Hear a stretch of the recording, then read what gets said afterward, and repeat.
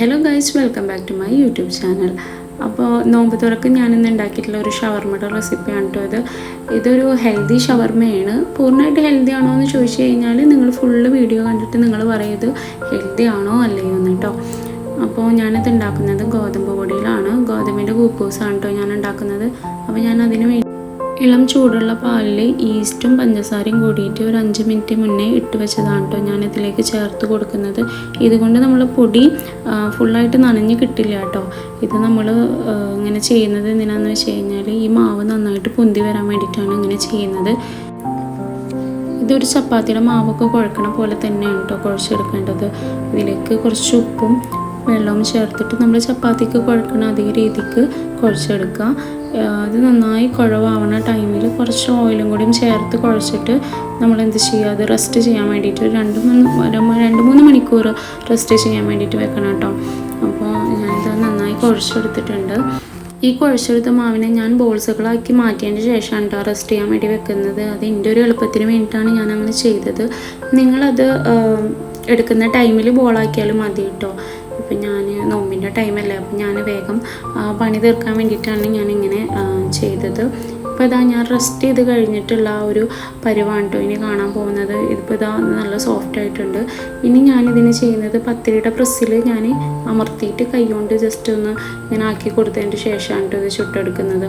അപ്പോൾ അതാ ഞാൻ എല്ലാ ബോൾസുകളും ഇതുപോലെ ഷേപ്പിൽ കാക്കിയെടുത്തിട്ടുണ്ട്, ചൂടാനുള്ള പരുവത്തിൽ കാക്കിയെടുത്തിട്ടുണ്ട് കേട്ടോ. അപ്പോൾ ഇത് നമുക്ക് ഇത്രയും കുബൂസാണ് കേട്ടോ കിട്ടിയിട്ടുള്ളത്. ഇനി നമുക്കിത് ഓരോന്നായിട്ട് ചുട്ടെടുക്കാം. ഇത് നമ്മൾ പത്തിരി ചുരുണൊക്കെ പോലെ തന്നെയാണ് കേട്ടോ ഇതും ചുട്ടെടുക്കേണ്ടത്. പക്ഷേ ഇത് കുറച്ച് കട്ടിക്കാണ് ഉണ്ടാവുക.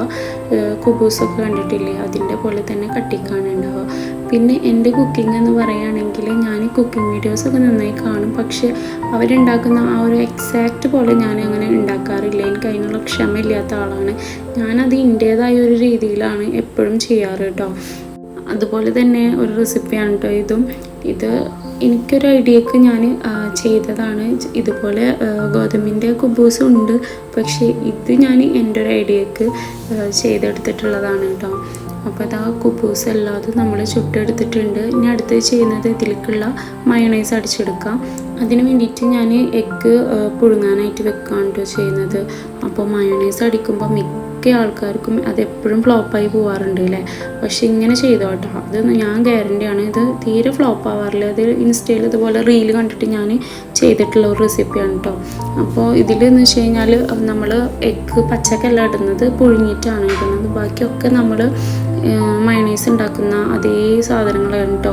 അതായത് വെളുത്തുള്ളി, കുരുമുളകിൻ്റെ പൊടി, ഉപ്പ്, പിന്നെ ഇതിലേക്ക് അധികം ഓയിലിൻ്റെ ആവശ്യമില്ല. ഇത് നമ്മൾ നോക്കിയിട്ട് കുറച്ച് ഓയിൽ ഒഴിച്ചാൽ മതി. പിന്നെ നമ്മളിത് നല്ല തിക്കാവുകയാണെങ്കിൽ കുറച്ച് ചൂടുവെള്ളം എന്തെങ്കിലും ചേർത്തിട്ട് ഒന്നും കൂടി അടിച്ചെടുത്ത് കഴിഞ്ഞാൽ ശരിക്കും മയോണൈസിൻ്റെ അതേപോലെ നമുക്ക് കിട്ടും കേട്ടോ. ഒട്ടും ഫ്ലോപ്പ് ആവുകയും ചെയ്യില്ല. പിന്നെ ഇതിലേക്ക് വേണ്ടിയിട്ട് ഞാൻ ചിക്കൻ വേവിച്ചിട്ട് ഫ്രിഡ്ജിൽ വെച്ചിട്ടുണ്ടായിരുന്നു. അപ്പോൾ അത് ഒന്ന് ചൂടാക്കി എടുക്കുകയാണ് കുറച്ച് കുരുമുളകും ഉപ്പും ചേർത്തിട്ട്. അപ്പോൾ അതാ ചിക്കനൊക്കെ ഫ്രൈ ആയി വന്നിട്ടുണ്ട്.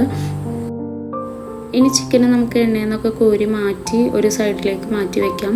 അപ്പോൾ ഇതിന് നമ്മുടെ മയോണൈസൊക്കെ ഞാൻ അടിച്ച് സെറ്റാക്കി വെച്ചിട്ടുണ്ട് കേട്ടോ. ഇനി അതൊരു പാത്രത്തിലേക്ക് മാറ്റാം.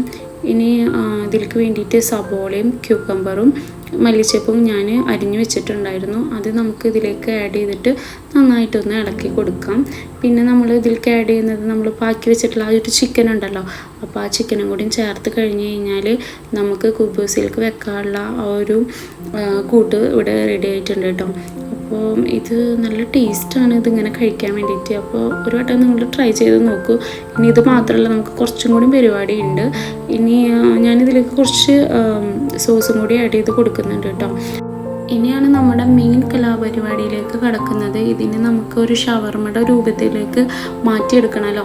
അപ്പോൾ അതിന് വേണ്ടിയിട്ട് ഞാനിതാ നമ്മുടെ കുബൂസിൽ ഈ ഒരു മിക്സ് ചേർത്തിട്ട് ഫോയിൽ പേപ്പറിലാണ് കേട്ടോ മടക്കിയെടുക്കുന്നത്. ഇതൊരു ടാസ്ക് പിടിച്ച പരിപാടിയാണ്, പക്ഷേ എന്നാലാണ് നമുക്ക് ആ ഒരു ഇതിൽ കഴിക്കാനായിട്ട് ഇത് പറ്റുള്ളൂ. അപ്പോൾ ഞാനിതാ ഇതിനെ ഫോയിൽ പേപ്പറിൽ മടക്കിയിട്ട് എടുക്കുന്നുണ്ട് കേട്ടോ. ഞാൻ ഒരു സൈഡ് ഈ മിഠായിയുടെ ബാക്കൊക്കെ തിരിക്കുന്ന പോലെ തിരിപ്പിച്ചു, ബാക്കിയുള്ളത് അങ്ങനെ ചുരുട്ടി വെക്കുകയാണ് ചെയ്തത്. പക്ഷേ ലുക്ക് നോക്കണ്ട, നല്ല ടേസ്റ്റാണ് കഴിക്കാൻ. അപ്പോൾ എനിക്കാവുന്ന പോലെ ഞാൻ എല്ലാ കുബൂസും ഇതുപോലെ റാപ്പ് ചെയ്തെടുത്തിട്ടുണ്ട് കേട്ടോ. എൻ്റെ ഒരു ഇത് വെച്ച് നോക്കുകയാണെങ്കിൽ ഇത് അത്യാവശ്യം ഹെൽത്തിയൊക്കെ തന്നെയാണ്, കുട്ടികൾക്ക് വിശ്വസിച്ച് കൊടുക്കാം, കാരണം നമ്മൾ തന്നെ ഉണ്ടാക്കുന്നതാണല്ലോ. പിന്നെ ഇതുപോലത്തെ വെറൈറ്റീസ് കൊടുക്കുമ്പോൾ അവർക്കത് ഇഷ്ടപ്പെടും ചെയ്യും.